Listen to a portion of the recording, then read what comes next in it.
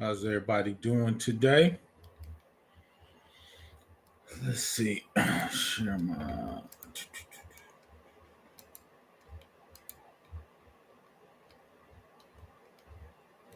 Oh shoot.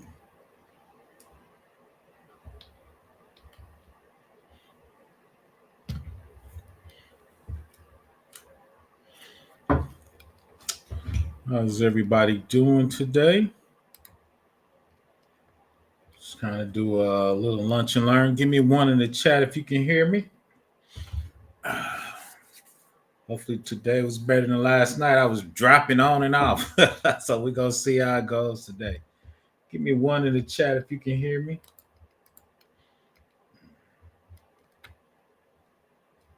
Oh, appreciate you. I think shout out to my man Ty. Give me one if you can hear me. I think I'm good. Appreciate you, Ty. Thank you. Let's see who else we got. Four.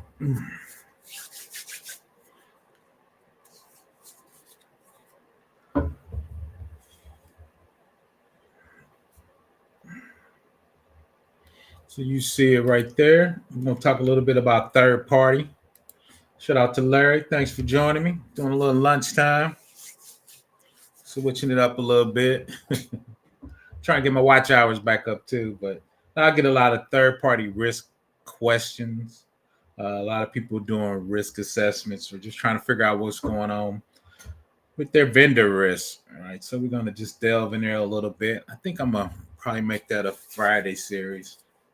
So most people know I do NIST 800-53. So when I look at our vendors or people we're working with or people want to get, appreciate you, Jerry, or people want to get data from us, I always make sure they're NIST 800-53 R5 compliant.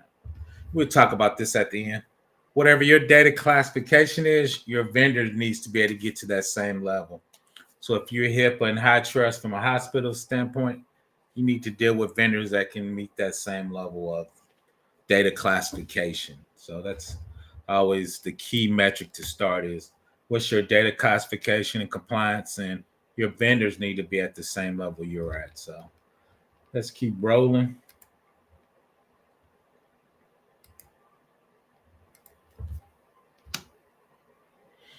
A lot of times I always have this AWS architecture up. A lot of your vendors now are in AWS. So if they're in AWS or Azure or Google, Rackspace, shout out to Oracle. They wanted some of that $9 billion government money. So whatever cloud you're in, you need to make sure this infrastructure can support your level of compliance. I do a lot of IRS work, IRS Pump 1075. So I need to make sure this architecture will be IRS Pub 1075 compliant. Right? So that's what we're going to talk about. How do you do that? How do you assess it?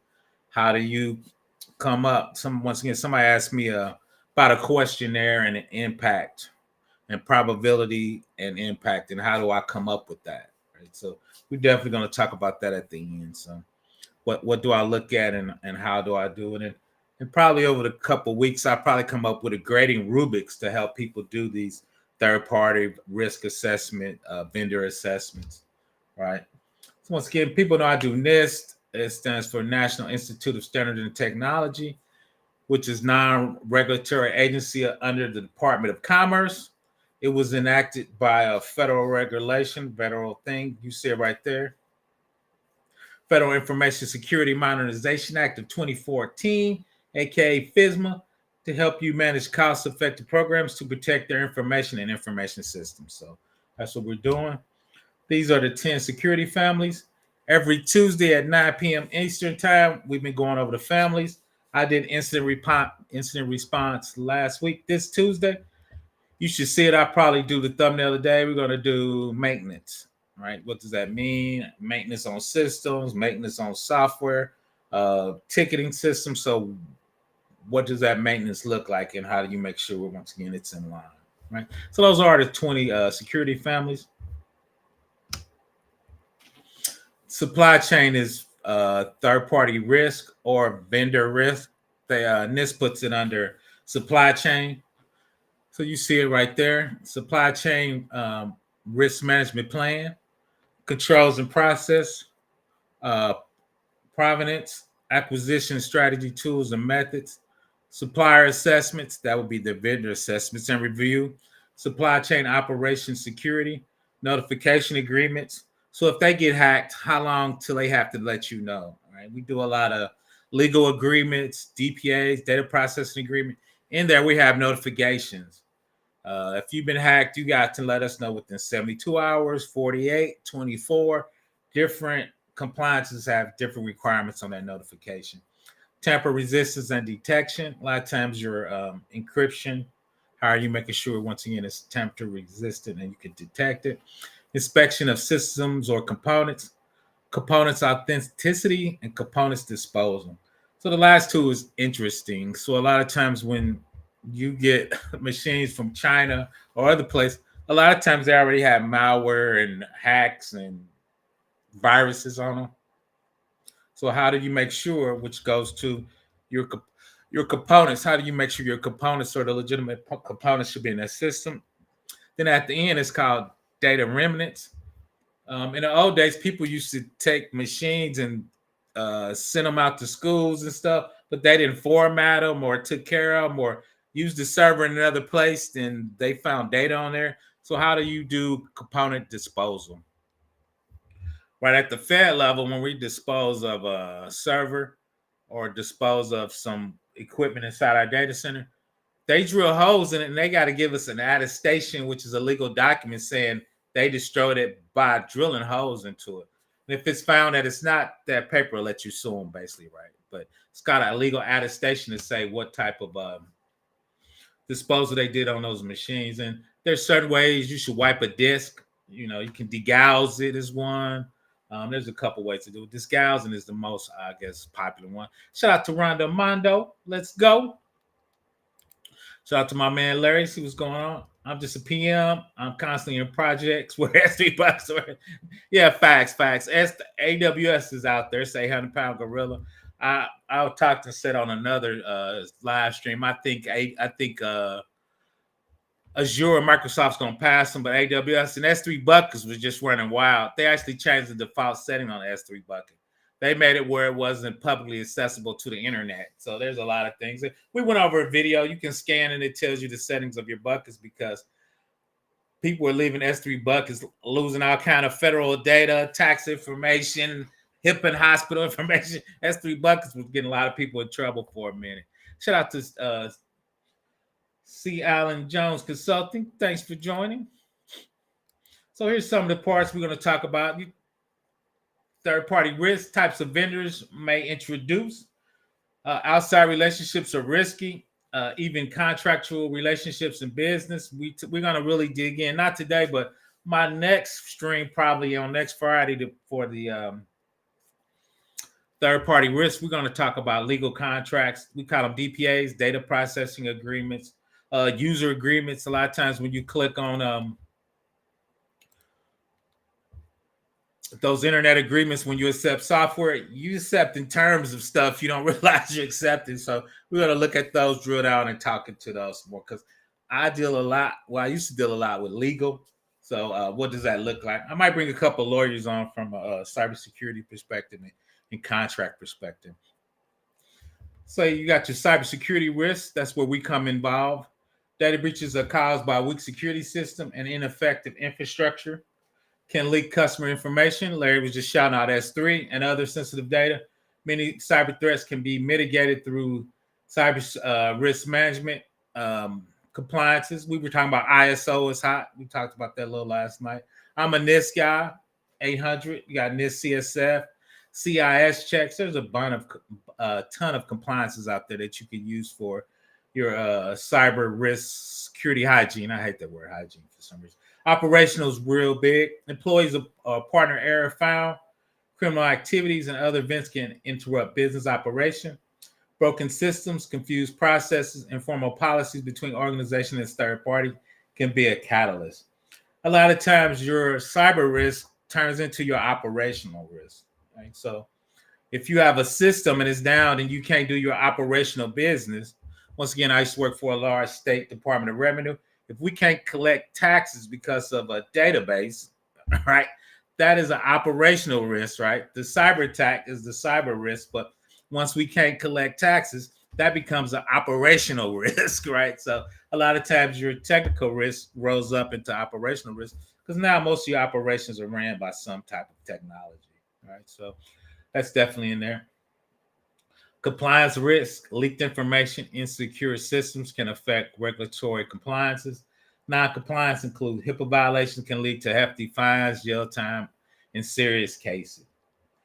Like a lot of times, once again, if you're not encrypting, that's your cybersecurity risk.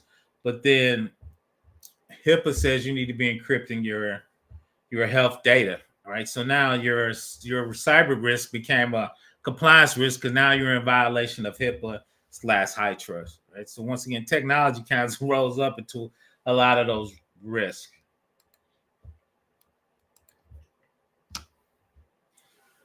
Let's see, financial risk, supply and operational disruption can include inability to sell products caused by third-party connectivity if impact an organization.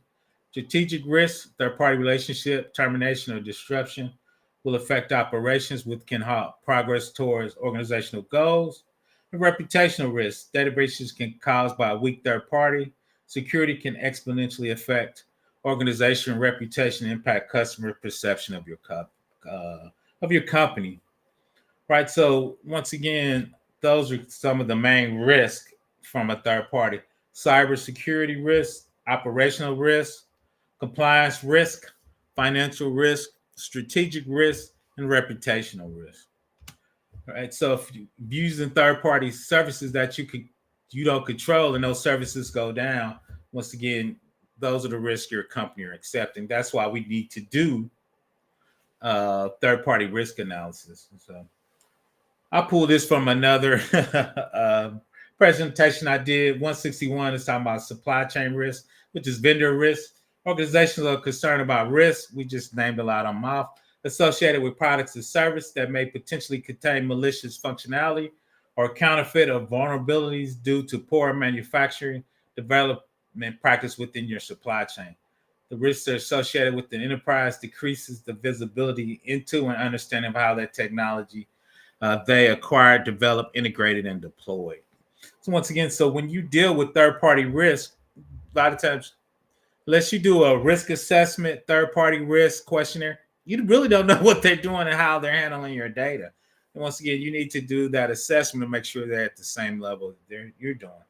Are they doing encryption at rest, encryption at trends, and encryption in memory? How we just looked at that. How they're disposing of equipment, how they're disposing of laptop with your company information on, right? So all of that plays into what you need to do for your supply chain slash vendor risk to make sure they're at the proper level.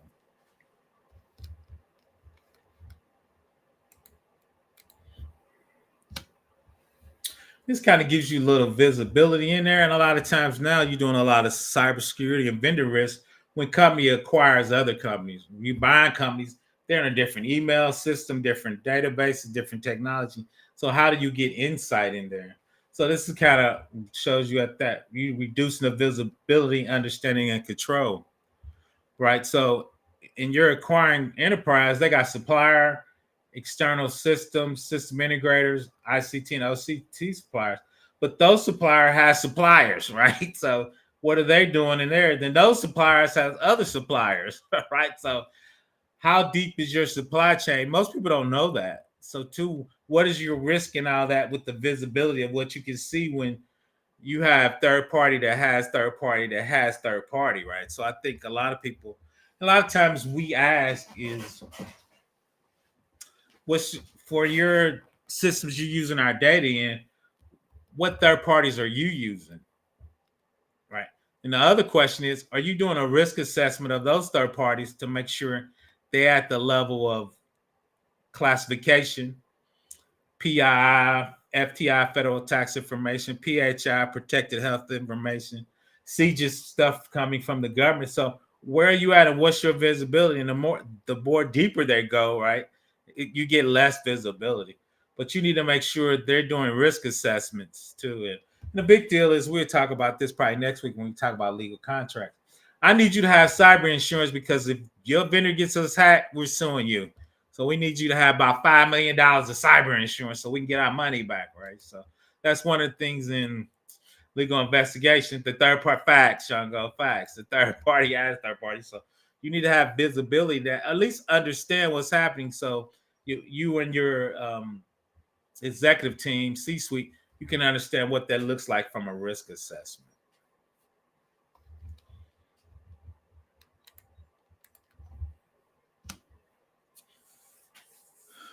And from a strategic standpoint, we looked at some of the strategic, compliance, legal, and operational risk, right? So that's it. Enterprise, mission, operational, then really on the operational was really reputational risk, right? And that's going to flow all the way up to the enterprise. If you're operational, if reputation is garbage, then really your enterprise is going to be garbage. A lot of times, if people doing things with your website online or dealing with your customer service, if they believe that operational function is garbage, right, they're going to believe your whole enterprise is garbage, right, from a reputational risk. Then two is AC3. You see it up there. It's supplemental. Ensure the information system supply chain has appropriate access control and mechanism. This includes both physical and logical access. A lot of times we know people are badging in and doing stuff. A lot of times we forget about the physical. But if somebody can walk into your vendor or supply chain and take all their servers, right? Your data is on their servers, right? So I just want to preach that out. You see it right there, access information, revocation of access authorization, and at the bottom, controlled releases. So how they're releasing their software, how they're doing system integration, external services. So there's a lot of security requirements for your supply chain, right? So that's cybersecurity, supply chain risk management. See, that's right there. So these checks, once again, are for your supply chain. And these are coming from 161R1, right? So shout out to NIST. They have special publications for everything. So what does that look like? And once again, how can you make sure you're figuring out your risk from a supply chain vendor perspective? So you can roll that up into your company risk.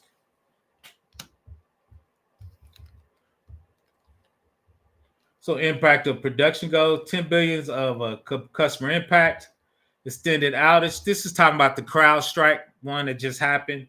Extended outage to companies. Companies not function at hundreds of those companies. Evidence affected machines could be restored by booting to a safe mode.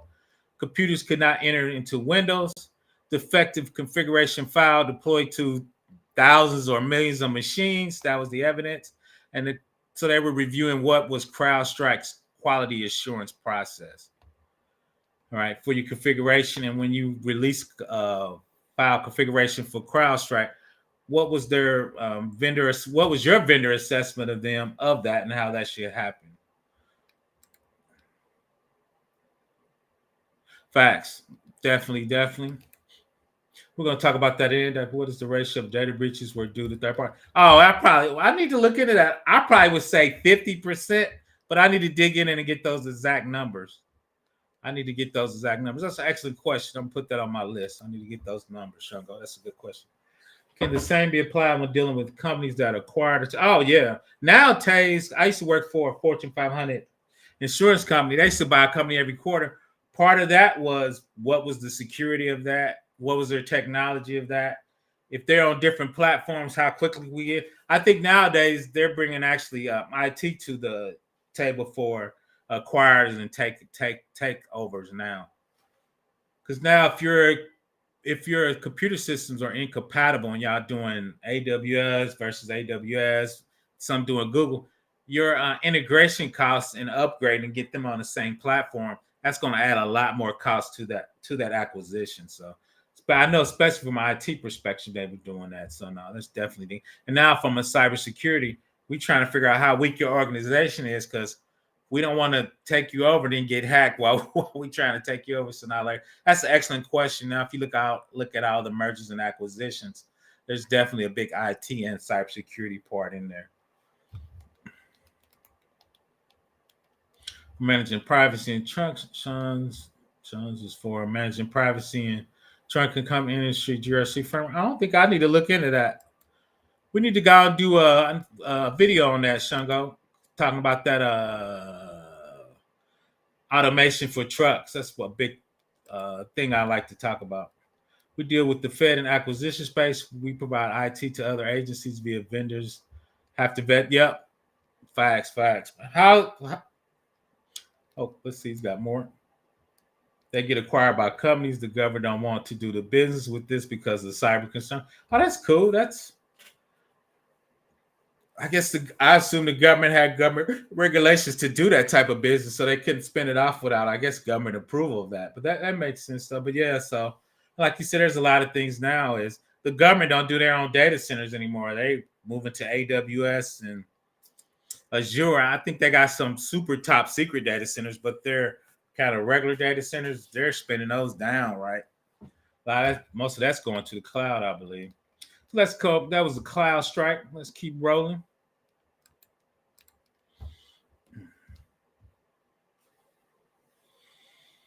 Supply chain risk. Most recently, cyber concerns have opened up a number of supply chain risk issues. We knew that.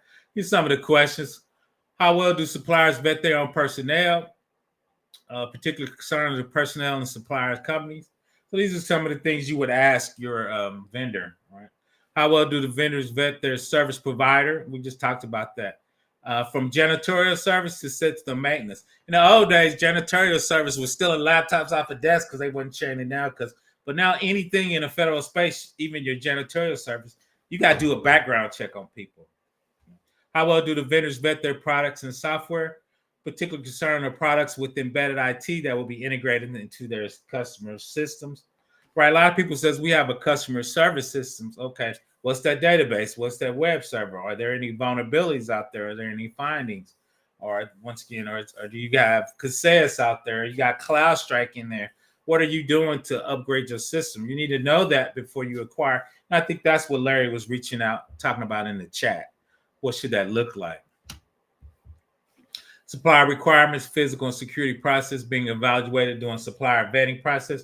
Many companies also include process requirements for supplier agreements and contract language. We were just talking about doing a video on that. Those agreements in a contract language includes security governance, manufacturer operation and security, software engineering and architect, assessment, incident response, transportation, physical environment, personnel security, information protection, sub-tier partner security, low-tier security. So those are some things from a contract vetting and from your systems review and questionnaire. Your questionnaire should hit all those areas for your security review, right? So we probably do a basic one, but you need to be asking questions in all those areas, especially if you're doing federal work.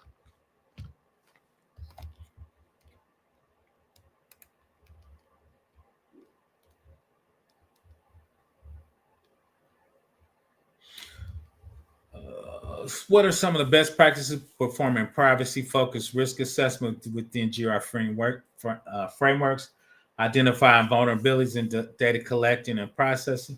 Yeah, I think in your security program at a high level, and I think you brought that up, the vendor assessment, risk assessment. What's your questionnaire? Then the other part of that is vulnerability scans, QualSys, Rapid7, Nexus scans, compliance scans using Nexus, so you can scan a lot of that. So what's your scan is going to come back is going to kind of give you an overview of risk with vulnerabilities and compliance scan. Then it's going to rate them for the risk of that and what that looks like. We're going to dig a little bit in that because I got a question from Discord and I put that question in. So we're going to kind of break it down, kind of how we're responding to them. Some more practices: new suppliers enter a test and assessment period. Tier 1 suppliers required to give their supplier the same survey of the original equipment. Approved vendor lists, quarterly reviews, annual supplier meetings, mentor and training programs are offered to your suppliers. Right? Because when you're a big company and you're onboarding, especially if you're a billion-dollar company, you're training your suppliers. Walmart's excellent at that. They got a school. You got to come through them. They're going to look at procurement. They're going to push your pricing down. But part of that, too, is the cybersecurity of that. Two, you trying to get on their approved vendors list because Walmart is worldwide. So the two is you want to do a quarterly review or at least an annual suppliers, right? We try to do annual reviews. I think NIST is annual. Then I think for priority or tier one vendors for you, I think they want you to do those every 6 months, right? From an IRS perspective. Right? So I think people are trying to get them down to the quarter. So this is the question I got in Discord. We're just gonna kind of break it down from a high level.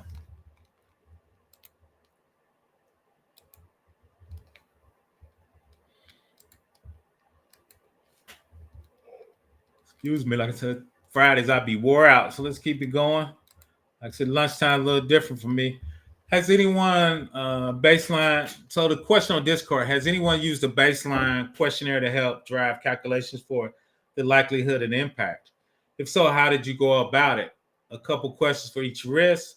For example, for risks within the incident response grouping, I have questions for each risk. Any suggestion of the scoring system? So the one thing I told him is, what's your data classification? PII, personal identifier information. FTI is federal tax information. I guess I need to spell these out. PHI, protected health information. NPI, non-public information. Private, different compliances. NIST, ISO. CJIS is state police. HIPAA and high trust. There's a plethora of those. But you need those to figure out what your baseline question should be.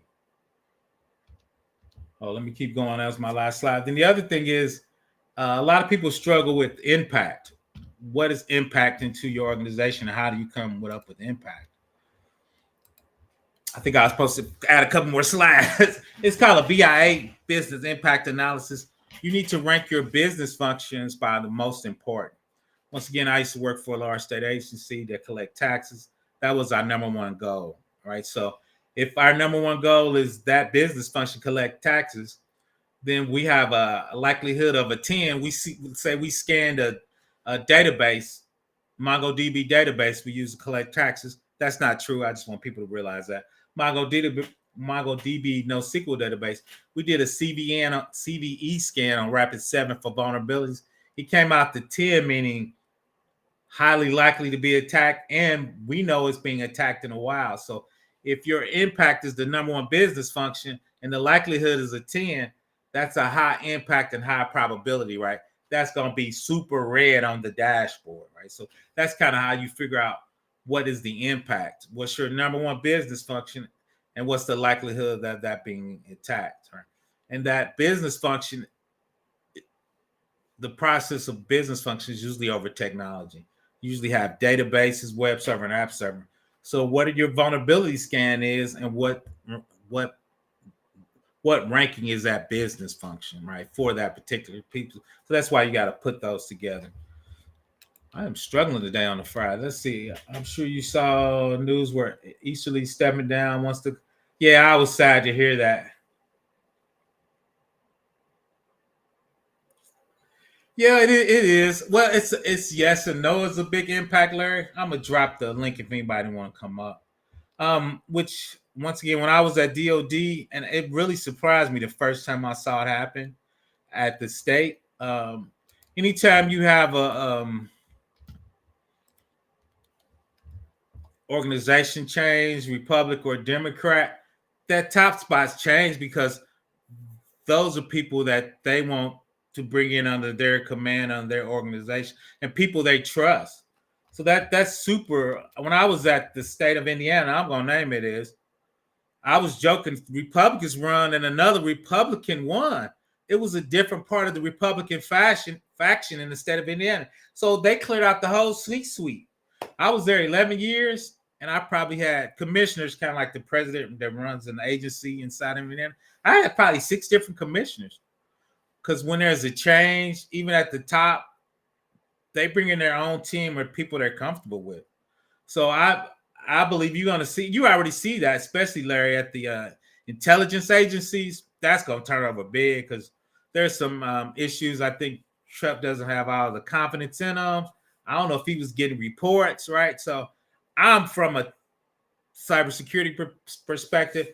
That's work. I try to keep that separate, work business from my political movements. But yeah, that's one thing I was really surprised, Larry. That top, but all the workers underneath, all the senior people underneath, right, stays the same. But that top spot and maybe one row underneath those, that always changes, right? Which is especially when you're changing parties, especially when you say party. Yeah, I saw that Larry would be so. Yeah, I was surprised when I first seen that. I thought, but the people underneath there, it stays forever. That's kind of how you get your continuity. But a lot of times too is whoever won has a different mandate, so they probably have different vision. Like one time, our thing was be super efficient in collecting taxes. Then everybody hates your state tax guys, so we want to work on our communication and client. Um, Dealings with the public, right? So each commissioner has their own vision. So you move around and you're gonna focus on different things. But yeah, I was surprised with that, Larry. I was like, man, we get different commissioners. Like, what? So I always wanted to say I never wanted to be in the top spot. I worked for my boss. It was the CIO, then it was the chief security information officer. The CIO would change, but the CISO would stay the same. I'm like, I think I want to be a CISO. I want to be right underneath that chopping block. So, but yeah, but that's part of the gig, especially politically, state and federal. I don't deal in politics of what we do, but we are impacted. Yep, from policy and one focus. Yep, 100%, 100%. My check stays the same though, Larry. That's all I'm gonna say. But now you correct. You corrected what people want to focus on. I think GRC we get to break because usually we're working on assessment, being that for NIST or HIPAA. So all of that's still the same, and all that has to be a priority, no matter who the commissioner is. If you're in certain agencies, so from a GRC, we don't get a lot of movement from that. Now the tech side moves a lot, and we got to support them. But from a GRC, a lot of times those are federal requirements coming from the Fed or even the state. So that work kind of stays the same from that perspective. So facts, yeah. You'd be surprised what our Facebook like. It wasn't nice when I went out there and looked. I was like, oh, nobody liked the tax guy. Yeah, facts. So yeah, so we were working on the communication. So, but yeah, so I just wanted to touch a little bit. I hang out a little longer. I wanted to touch, and I think I'm gonna kind of make this maybe an ongoing series because third-party risk, vendor assessment, supply chain risk, especially some of the biggest hacks probably in the last couple of years were third-party supply chain. The Kaseya's, CrowdStrike. There was a couple others that the Ticketmaster with Snowflake. That was third party, right? So now Ticketmaster didn't have MFA on the Snowflake database. I'm not blaming Snowflake, but there's a lot of people who were running Snowflake in the cloud that didn't have that set, right? So that would come under third-party risk. You as a GRC security expert, third-party expert, you need to ask the questions from your security team from a security assessment is, are we running MFA in our cloud vendor third party? How are we securing that? Is it encrypted? Is it encrypted at rest? Are we using MFA? What is the access control? Is it role based? Is it attribute? Are we doing single sign-on? So if I get one credentials, I can hack the whole org, right? So what are we doing that, right? And then we come up probably the third one. We'll talk about what should be in the questionnaire from a NIST date 853. What should a questionnaire look like? I probably need to smooth it out because I'm sure people are going to ask for it. So I probably come up with 20 questions. I've seen a few on the internet. I probably just need to go get them and smooth them out. Put them in ChatGPT and let ChatGPT smooth them out. Then I check over them. But yeah, what should that look like? Oh, see what Larry told me. I work a lot of supply chain risk and render risk. So this series is awesome. Looking forward to more. Sure. Let me know. Ping me if you want me to touch on something specific, Larry. Just let me know. Hit me up I need to go check my email. ProfessorBlackOps@gmail.com, or you can hit me on Discord, or you can put them in the chat what you want to see, or you can put them on a video. You can leave comments on the video. If you're looking for something special, like I said, I probably do a questionnaire. I'm kind of frowning up a little bit. I've been doing questionnaires so long, I don't want to be taking companies' questionnaires I use that's embedded in my brain. So that's why I kind of paused a little bit. I got to make sure I vet and I'm not putting anybody's thing out. Nothing's off topic. Is C++ 11 code still being used? I will have to look that up. C++ is being used. I don't know about 11 code. I would need to go. C++ is so low level, not as in coding standards, but you talking about chip coding, register, super close to your memory board, right? So it's one of the, besides straight C, that's going to be some of the fastest code you can write. And a lot of the mouse code, framework code was written in C and C++ because it's at that level. I used to write C in college. I have no desire to write C or C++. So I'm 99% sure C++ is being used. I don't know about the 11 code. I don't know what version they're on, so I would have to dig into that a little bit later. But C++ is definitely being used. Larry, I might have to get you up here, man, so we can talk about it together on the live. So yeah, I get a lot of questions on that, Larry. Once again, on the Larry said on the supply chain and vendor, I think companies are realizing they're just getting hacked a lot by third party, and a lot of times they don't understand what's happening in their third party agreement. Right. So legally, what's your contract binding between you and them, and what that looks like to and how you should deal with it. So once again, I'll hang out a little longer, see if anybody got any more questions.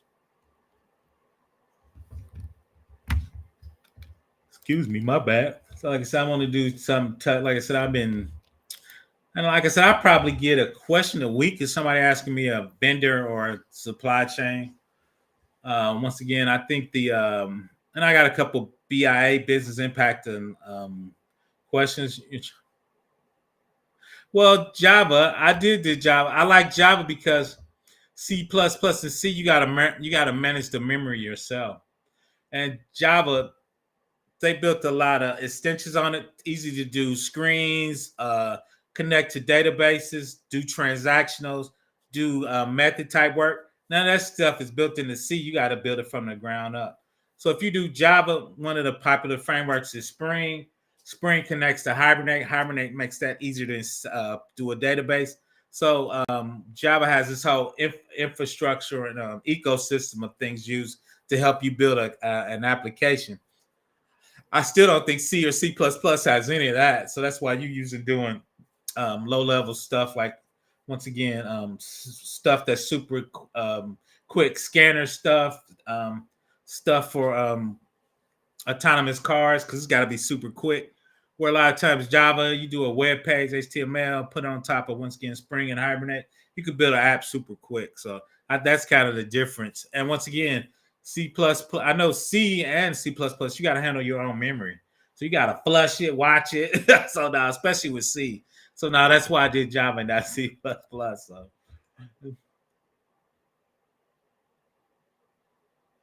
Um, yeah, that makes it, yeah. Um, I usually, because I'm a Unix guy, so I usually use it in only on Unix. I've never. It's a lot better. The threading on Unix from a speed perspective used to be a lot better. Hardware is a lot better. So I do see Java running on a lot of Windows boxes. I just personally a Unix guy, so I usually run my. I haven't actually programmed Java, so I'm kind of out. I probably haven't really wrote a Java program in a decade. I kept saying I'm going to start doing Java programming in AWS and put it in a Lambda function. Getting to helping with agencies develop a vendor risk scorecard. So agencies looking in IT solution have resources, vetted service provider. Yeah, I think that's a big deal from a dashboard. I kind of want to do that, and I've been talking about this forever. Power BI, do your vulnerability scans, import that information to Power BI.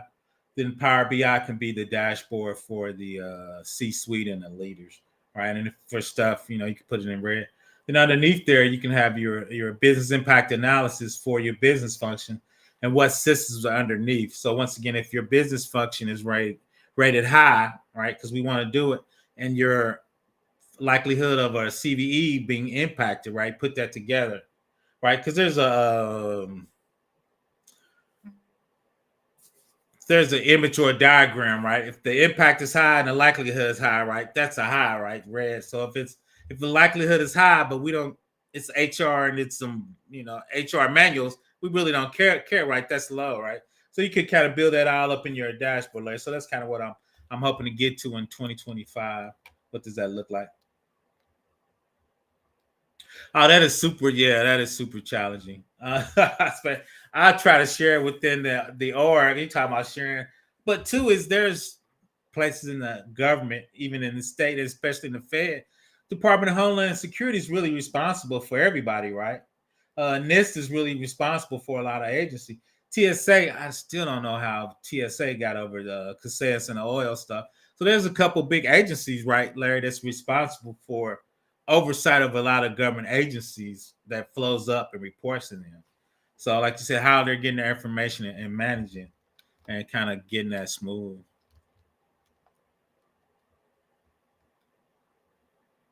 Oh yeah, 100%. Because once again, at the part right there, what depending on your data classifications, right? So if you do FTI, an SLA for notification for a breach is 24 hours, right? I think PHI, think which is weird, it still is health and hospital. I think theirs is 48 hours, right? CGIS, which is state police, theirs were like it was crazy. It was like 40 hours. It was like a month or something crazy. So yeah, so depending on what your data classification is, your compliance. User Army girl. Shout out to yeah. So those would be different. And that's why us as GRC, we got to master those compliance, and those compliance is going to tell you what those SLAs and MSAs should be, right? Once again, I do IRS Pub 1075, which is FTI, Federal Tax Information. So I kind of know those requirements off the top of my head, right? Or I'm really, off the top of my head, I'm gonna say it. I'm a SME, yeah. But two, I have them at my fingertips. All right. So we should know what those are. Then our security questions should be reference those metrics for those SLAs and MSAs and what should happen. So shout out to Dr. Finesse for joining us. He late, but I'm glad he could join us. Getting to different agency and different system with different not associated costs with going low. Medium. No, that's facts. That's facts. But once again, I think we could put logic in there. So if we scan a system, we know the agency, we know the compliance. So that scan, we can have it, depending on the data, the impact system, right?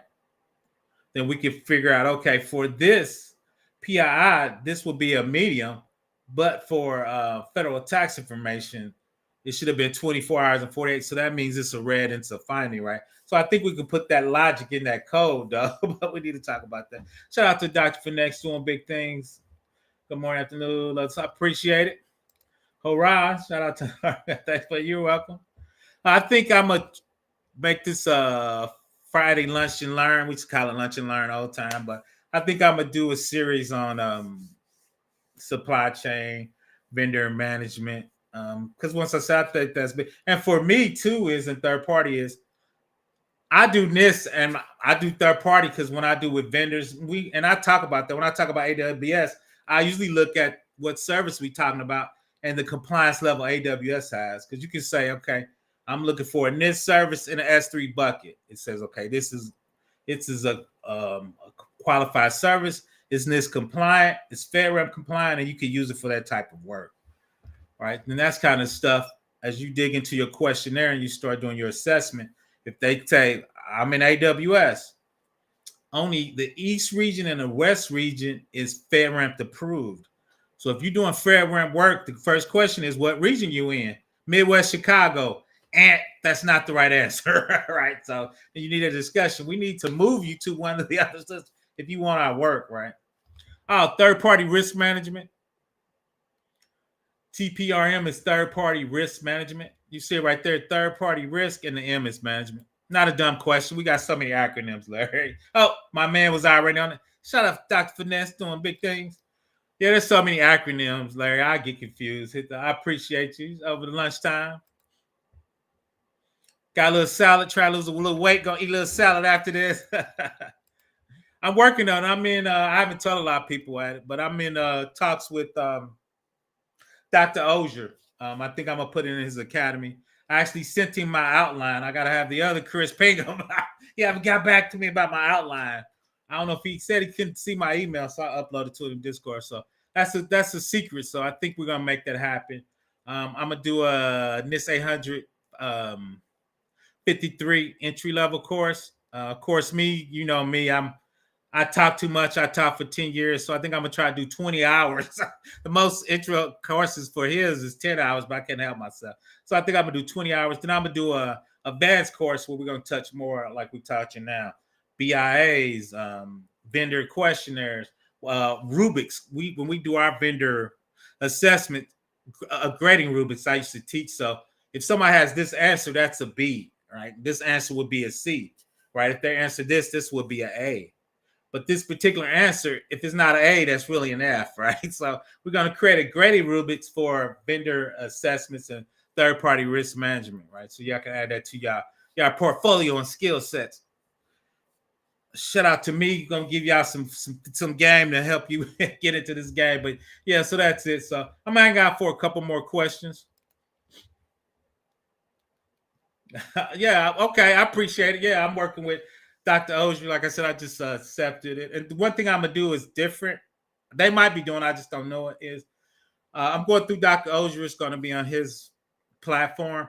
He has a Discord. So once you sign up for the class, we have a special Discord. So any questions, and I have amendment class and extra work class inside of Discord once a week for my class, right? Because a lot of times you can take a class, you be like, "Well, I got it, but I ain't got it. I want to talk to him." So, and I'm usually pretty available, but for that class, I'm gonna make myself super available because I know people gonna spend their hard-earned money. And it's not gonna be super expensive. And two is, like I said, I'm trying to make sure you get 20 hours, so you definitely get your money's worth. So it probably is gonna be longer than that. I can't help myself sometimes. And everybody knows. I think I got 700 videos. I probably got 70 hours of NIST 800 videos by itself. So with different compliances sitting on top of NIST. So I've got a ton of information out there. I got a compliance playlist, so you can check it out if you're bored. So once again, I'm gonna hang out for a couple more questions. I want to appreciate everybody for joining me on this lunchtime. I think I'm gonna put that in my rotation. I don't know, that'd be 3 times a week. That might be too much for PBO, so we'll see. So once again, I'll be Tuesday at 9, going over the NIST family. We're going over NIST 800-53 MA. We're going over the maintenance family 9 p.m. Tuesday. Wednesday, I think we're going over AWS actually has an audit service in there. I didn't even think I knew that. So I think we're going to hit that on Tuesday at 6 p.m. Then I think we're going to come back and talk about DPAs, legal agreements next week, lunchtime on Friday. Or 11, I need to check my schedule, but around lunchtime. We're definitely going to make it around lunchtime. Let's see. Do everything. Got poem final. No, you fine. You fine. We probably will. We get there. We get there. I appreciate you, Grant. No problem. If you got any more questions, go check out my channel. I got a ton of third-party stuff out there, supply chain. You saw some slides I put out from my NIST 161, which is, I think that's supply chain for NIST. That's their special publication. So I probably got another 12 hours of third-party supply chain stuff on my channel. I need to probably put that in a separate playlist. That's becoming more popular actually in the United States. I think it's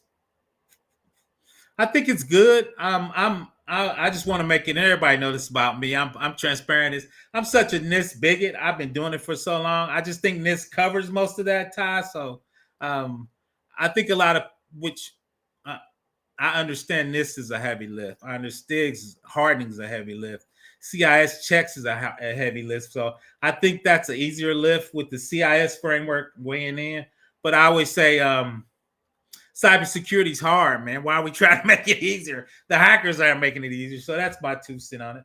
Reach out to my man, Min. I should have pinged him. He's definitely the ISO guy inside Simply Cyber and Study GRC. He actually does the ISO for real life. He's actually, I'm going to put him out there. He's actually out there in Australia. So we probably talk probably once every couple of weeks. We'll chop it up. So PBO got friends in Australia. So I think that's cool. Just my man Larry say, it's 850 first framework you saw been in your foundation. Would you recommend newest people on them? Yeah, long story short, Larry, I was actually a consultant at DOD, and I think we were just getting wore out by China. So they have I'm trying to Ogden, Utah was their data center with all their security experts. So he actually front end. I used to work for DFIS, which is DOD Finance Center. So they brought an expert. I'm interviewing him. A little Irish guy. He's crazy, man. But now, that's what I actually started on 853 Stigs, and we just jumped in head first, and it was brutal. So I just started with that. I learned the hard way.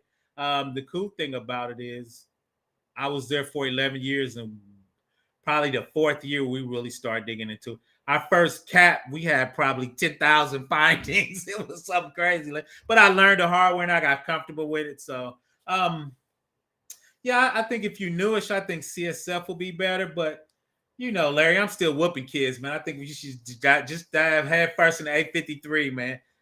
You might drown, but you will make it to the end of the pool, man. I'm just that type of cat, Larry. So, but in realistically, CSF is, I would say, easier. It'll smooth you up. But hey, man, let's put our big boy pants on and dive in head first. So once again, I'm an 853 bigot, man. I've been doing that my whole life, man. I may be off. Oh no, I don't think you're off. Nope, those are it. Nope, those are good. Will use okay. I might put that in my advanced class. If I do anything, to be honest, I'm better at Rapid 7. I think Qualsys is cheaper though.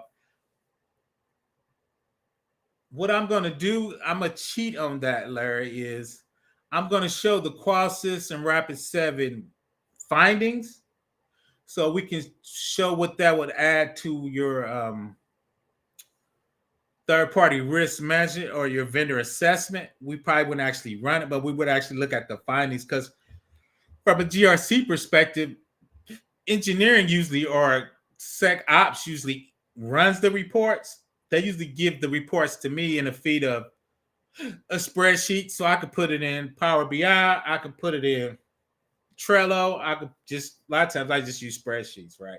So I would just do that. So, but yeah, I think looking at those findings, and I did this. I don't know if you saw my I am blanking out. I did AWS one yesterday on guard duty. We looked at the guard duty findings. They look is pretty similar to the Qualsys and the Rapid 7. So if you looked at my guard duty findings, at the end we walked through what it looked, and it showed you the probability of high, medium, low in that rondo mondo. But yeah, I probably put that in my advanced class. I would definitely in the intro class, which I haven't done yet, and I'm done with the outline.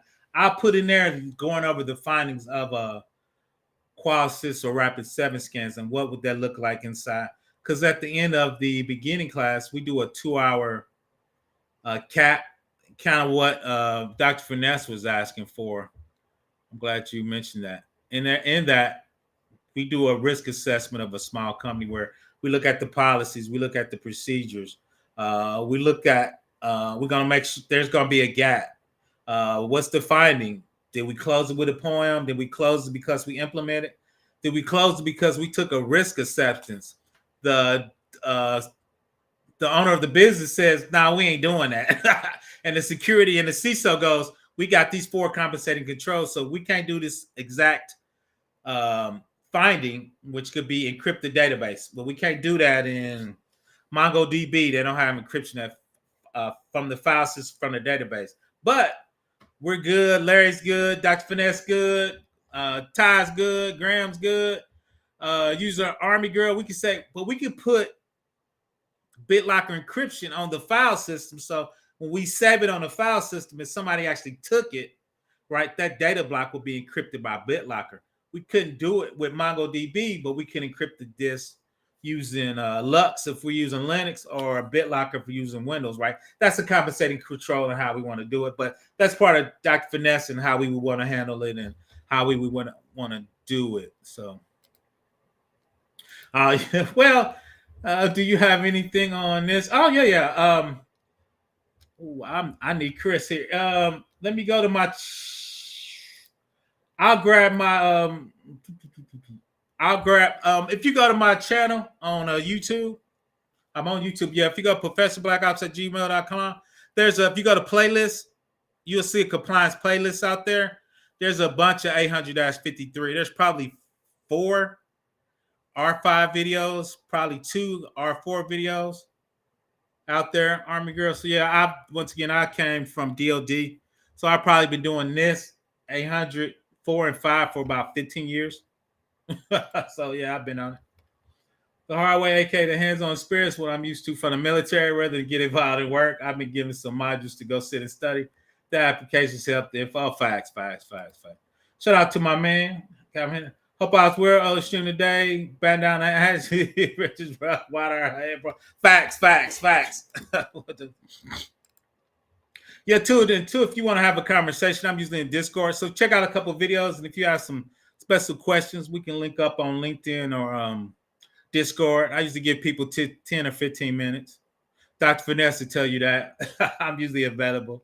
Shout out to Larry, those people, Shout out to my man, Calvin, though. So, yeah, I try to get people. Ty, know. So, yeah, if you need me, once you check it out, we can definitely do that.